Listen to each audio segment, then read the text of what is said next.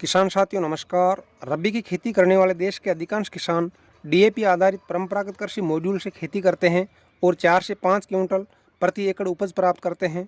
अगर आप इसी उपज को 12 से 15 क्विंटल प्रति एकड़ में बदलना चाहते हैं तो आपको खाद व उर्वरक प्रबंधन पर थोड़ा सा ध्यान देना होगा। पेड़ पौधों की समुचित वृद्धि और विकास के लिए 17 प्रकार के पोषक तत्वों की आवश्यकता होती है, जिनमें से 3 मुख्य पोषक तत्व नाइट्रोजन, फॉस्फोरस व पोटेशियम है। पौधे इन 3 पोषक तत्वों का सर्वाधिक उपयोग करते हैं। ये तीनों मिलकर एनपीके के नाम से जाने जाते हैं। साथियों, अधिकांश किसान बुआई के समय डीएपी का उपयोग करते हैं। डीएपी से पौधों को नाइट्रोजन व फॉस्फोरस 2 पोषक तत्व ही प्राप्त होते हैं। पोटेशियम या पोटास तीसरा मुख्य पोषक तत्व है, जो फसल को कीट व रोगों के हमले से बचाता है, दानों में चमक पैदा करता है, फूल व फलों की संख्या व आकार को बढ़ाता है। कृषि उत्पादन में पोटेशियम की इस महत्वपूर्ण भूमिका को देखते हुए डीएपी में पोटास तत्वों को जोड़ा गया वे एनपीके उर्वरक सामने आया। अतः उत्पादन बढ़ाने, फसलों में दवा छिड़काव पर होने वाले खर्च से बचने वे उपज के अच्छे भाव प्राप्त करने के लिए डीएपी के स्थान पर एनपीके उर्वरक का उपयोग किया जाना चाहिए। तिलहन फसलों जैसे सरसों, सोयाबीन व मूंगफली में तेल की मात्रा बढ़ाने वे पौधों को पीला पड़ने से बचाने के लिए सल्फर का उपयोग बेहद फायदेमंद रहता है। इस प्रकार इन 4 पोषक तत्वों का समुचित उपयोग करके फसल उत्पादन को 2 से 3 गुना तक बढ़ाया जा सकता है।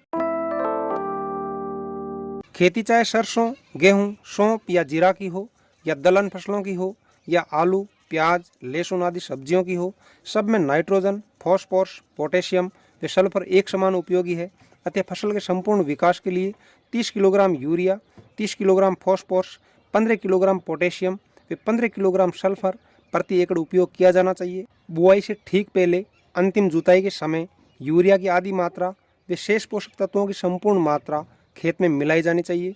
यूरिया की शेष मात्रा दूसरी व तीसरी सिंचाई के समय दी जानी चाहिए। ये सभी उर्वरक कोऑपरेटिव सोसाइटी में वे स्थानीय खाद बीज विक्रेता के पास आसानी से मिल जाते हैं, पर जागरूकता का अभाव में अधिकांश किसान इनका उपयोग नहीं कर पाते हैं, जबकि जागरूक किसान इनका उपयोग करके उत्पादन को कई गुना बढ़ा लेते हैं। अगर आपको एनपीके खाद नहीं मिले तो डीएपी के साथ पोटास अलग से मिला सकते हैं।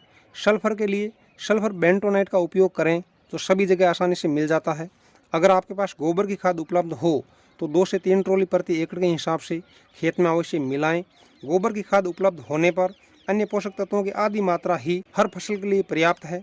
इस प्रकार खाद व उर्वरक के उचित प्रबंधन से आप अपनी फसल से वांछित उत्पादन प्राप्त कर सकते हैं। वीडियो में अंत तक बने रहने के लिए आपका शुक्रिया। बहुत बहुत धन्यवाद।